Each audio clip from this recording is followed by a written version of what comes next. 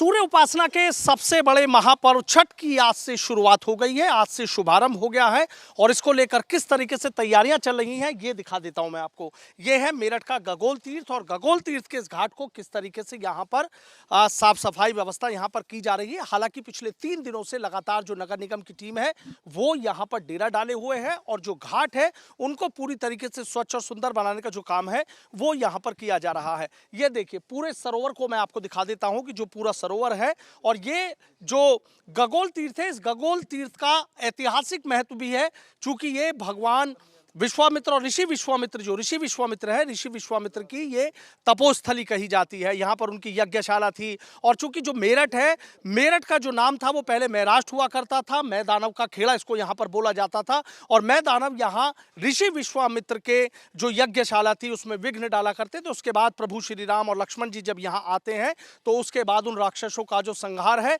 वो किया जाता है और उसके बाद प्रभु श्री राम जब एक तीर चलाते हैं तो उसके बाद ये सरोवर यहाँ पर बनता है और जमीन से जब पानी निकलता है और ये बताया जाता है तब से लेकर आज तक ये सरोवर में जो पानी है वो यहाँ पर मौजूद है। आप ये देखिए और इसी सरोवर में स्नान किया जाएगा, सूर्य को अर्घ्य दिया जाएगा और तमाम जो पूजा अर्चना है वो छठ को लेकर यहाँ पर की जाएंगी। जो महाराज जी हैं, महाराज जी यहाँ की पूरी व्यवस्थाएं संभालते हैं, इनसे बात करेंगे। सुधाजी महाराज जी हैं। महाराज जी एक चीज जानना चाहूंगा कि थोड़ा सा पहले यहाँ का महत्व बताइए आप।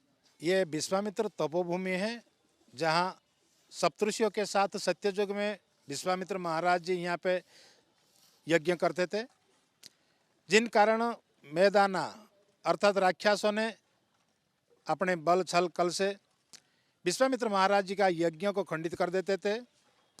विश्वामित्र महाराज जी का मन में बड़े दुखी होते थे। उसके कुछ समय के पश्चात त्रेता युग प्रारंभ हुआ।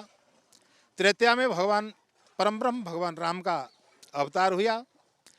विश्वामित्र महाराज जी को समझ में आया कि भगवान ही मेरे यज्ञ को अभी पूर्ण कर सकते हैं। फिर अयोध्या जाके विश्वामित्र महाराज जी राम और उनके अनुज लक्ष्मण जी को यहाँ लाए थे। रामायण में इसका इतिहास है।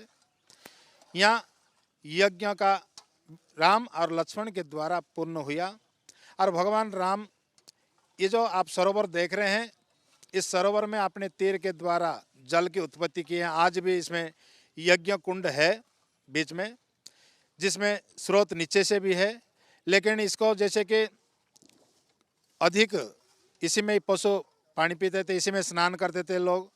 तो हमारे जो उदासीन अखाड़ा जो बाबा खिचड़ी वालों ने आज को 70 साल पहले अर्थात 2010 संबंध में इसको 15 बीघा में बड़ा आकार धारण करवा दिए। आकार धारण करा दिए। महाराज जी किस तरीके से छठ पूजा होती है, कब से यहाँ जो श्रद्धालु हैं वो आने शुरू? जब से करीब 30-35 साल से यहाँ छठ का महापर्व आरंभ हुआ था, जिसमें कि कई हजारों की संख्या में श्रद्धालु रविवार छठ में जो संध्या 3 बजे से प्रारंभ होंगे जब तक सूर्य अस्त नहीं होगा, उसके बाद कुछ श्रद्धालु रुकेंगे और कुछ श्रद्धालु वापस अपने घर को जाएंगे।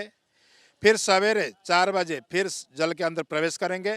जब सूर्य नारायण की उदय होएगा फिर अर्घ देके अपने अपने घर को प्रस्थान करेंगे। तो तैयारी तो यहाँ देख रहे हैं बहुत सुंदर और स्वच्छ, बहुत सुंदरता के अनुरूप से हुआ है। अभी अभी नगर निगम से नगर आयुक्त आए थे और अधिकारी सब आके विशेष ध्यान दे रहे हैं और कार्य संपन्न के साथ हो रहा है। कार्य संपन्न के साथ हो रहा है। देखिए जो तमाम तैयारियां वो चल रही हैं। एक तस्वीर मैं आपको और दिखाऊंगा कि देखिए इस छठ पूजा को लेकर जो काफ़ी श्रद्धालु हैं वो यहाँ पर आए थे और ये देखिए बाकायदा ये ब्लॉक यहाँ पर बनाकर अपने नाम लिखकर चले गए हैं। छठ पूजा, ये देखिए गोविंद नाम लिखा हुआ है, यहाँ शानू नाम लिखा हुआ है, यहाँ हरिओम लिखा हुआ है, रोहित है, मोनू है, आरव है।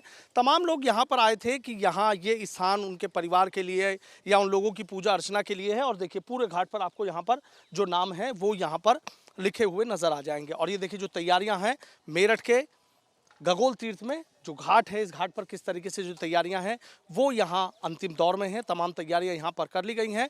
कुछ श्रद्धालु आए थे वो स्नान करके गए थे, कुछ और श्रद्धालु हैं वो भी यहाँ पर अब आने शुरू हो जाएंगे। धीरे धीरे श्रद्धालु यहाँ पर आते हैं और उनका जो कारवां है वो बढ़ता चला जाता है।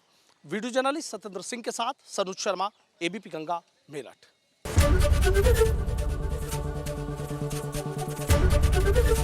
एबीपी गंगा, खबर आपकी, जुबान आपकी।